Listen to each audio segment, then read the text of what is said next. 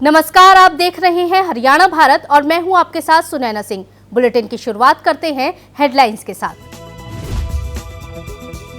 पूर्व मुख्यमंत्री भूपेंद्र सिंह हुड्डा ने सरकार पर किया हमला, कहा सरकार किसानों से बातचीत करके निकाले समाधान, कई दिनों से चल रहा है प्रदर्शन। राकेश टिकैत ने भरी हुंकार, कहा गलतफहमी में न रहे केंद्र, फसलों को जला देंगे पर वापस नहीं जाएंगे किसान। महिला के ऊपर से गुजर गई पूरी ट्रेन लेकिन फिर भी बच गई जान, रोहतक की महिला का वीडियो हुआ वायरल। बीजेपी से नाराज चल रहे प्रवेश मेहता हुए बीजेपी में शामिल, केंद्रीय राज्य मंत्री कृष्णपाल गुर्जर ने प्रवेश मेहता को बीजेपी में शामिल किए जाने पर दी बधाई।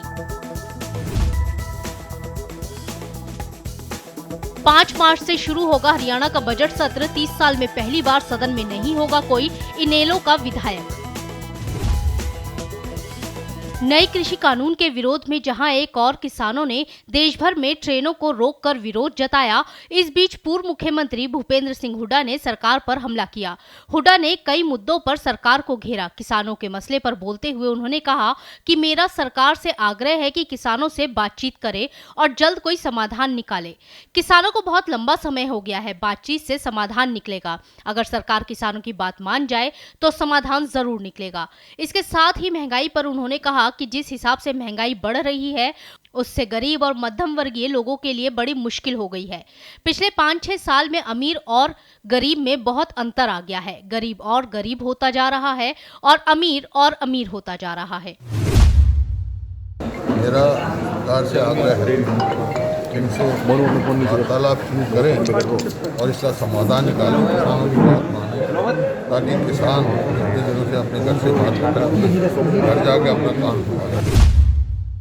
भारतीय किसान यूनियन के नेता राकेश टिकैत ने एक बार फिर केंद्र सरकार पर हमला किया और कहा कि केंद्र किसान आंदोलन को लेकर किसी भी गलतफहमी में ना रहे। खड़गपुनिया में हुए महापंचायत में टिकैत ने कहा कि केंद्र न सोचे कि किसान फसल की कटाई के लिए वापस चले जाएंगे और आंदोलन खत्म हो जाएगा। टिकैत ने कहा कि हम अपनी फसलों को जला देंगे लेकिन वापस नहीं जाएंगे। उन्होंने कहा कि फसलों की कीमतों में वृद्धि नहीं हुई है लेकिन ईंधन की कीमतें बढ़ गई हैं। जरूरत पड़ी तो हम अपने ट्रैक्टरों को पश्चिम बंगाल में भी ले आएंगे। फसलों में आग लगानी पड़ेगी, हटाओ। सरकार गलतफहमी में न रहे कि किसान फसल कटाई पे गांव आएगा। अगर ज्यादा बकवास सरकार ने करी तो कसम खाएगा एक किसान खड़ी फसल में आग लगाएगा। अपनी एक फसल की कुर्बानी देंगे तो 20 साल तक किसान जिंदा रहेगा। एक का दाना नहीं देंगे, अपने घर जो का दाना रखेंगे दूसरी फसल में खड़ी में आग लगवा देंगे। ये गलतफहमी मत पड़े किसानों के प्रति। ये 2 महीने में आंदोलन खत्म हो जाएगा। हम फसल भी काटेंगे और आंदोलन भी चलेगा। और दिल्ली की एक का कील काट गाड़ी है, एक का कील दिल्ली की जो गाड़ी है। हरियाणा के रोहतक में एक हैरानीजनक मामला सामने आया, जहां रोहतक में ट्रैक पर एक ट्रेन खड़ी थी। एक महिला ने उसके नीचे से निकलने का प्रयास किया तो अचानक ट्रेन चलने लगी। महिला ने होशियारी से काम लिया और पटरी के बीच में सीधी लेट गई।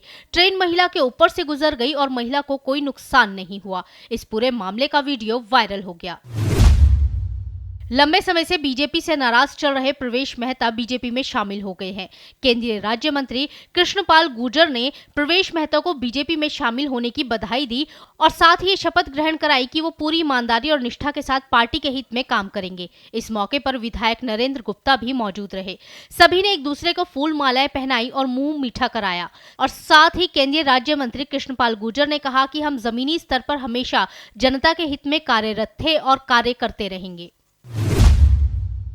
हरियाणा विधानसभा का बजट सत्र 5 मार्च दोपहर 2 बजे के बाद शुरू होगा। इस बार सत्र में इंडियन नेशनल लोकदल का कोई भी विधायक मौजूद नहीं रहेगा। एकमात्र विधायक अभय चौटाला ने नए कृषि कानूनों के विरोध में इस्तीफा देने से यह स्थिति बनी है।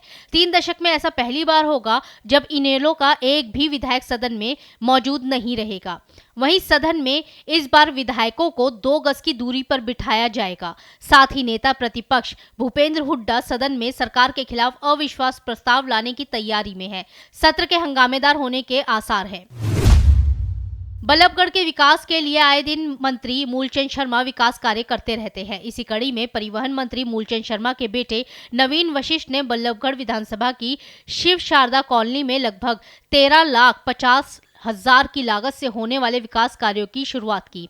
इस मौके पर यहां स्थानीय लोगों ने नवीन वशिष्ठ का फूल मालाओं से स्वागत किया, वहीं उन्होंने भी स्थानीय लोगों को फूल मालाएं पहनाई।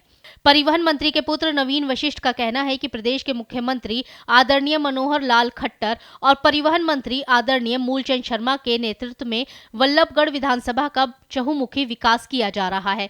चारों तरफ विकास कार्यों की झड़ी लगी हुई है।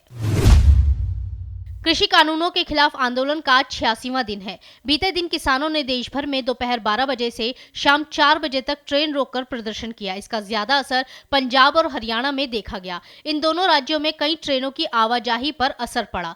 राहत की बात यह रही कि सभी जगह प्रदर्शन शांतिपूर्ण रहा।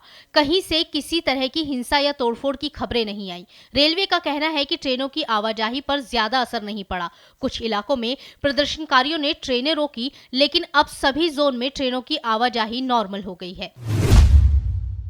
किसानों के रेल रोको अभियान के बीच एक और जहां देश भर में सुरक्षा चाक चौबंद की गई, वहीं इसको लेकर दिल्ली मेट्रो के कई स्टेशनों में एंट्री बंद कर दी गई थी। लेकिन किसानों के रेल रोको अभियान के बाद दिल्ली मेट्रो के Tikri border, Pandit Shri Ram Sharma Bahadurgarh, brigadier Hoshiyar Singh metro station के एंट्री को फिर से बहाल कर दिया गया। दरअसल 26 जनवरी को किसान आंदोलन में हुई हिंसा के बाद पुलिस और प्रशासन रेल रोको अभियान को लेकर अलर्ट पर रहा। फिलहाल इस बुलेटिन में इतना ही। हरियाणा की तमाम बड़ी खबरों को देखने के लिए बने रहिए हरियाणा भारत के साथ। नमस्कार।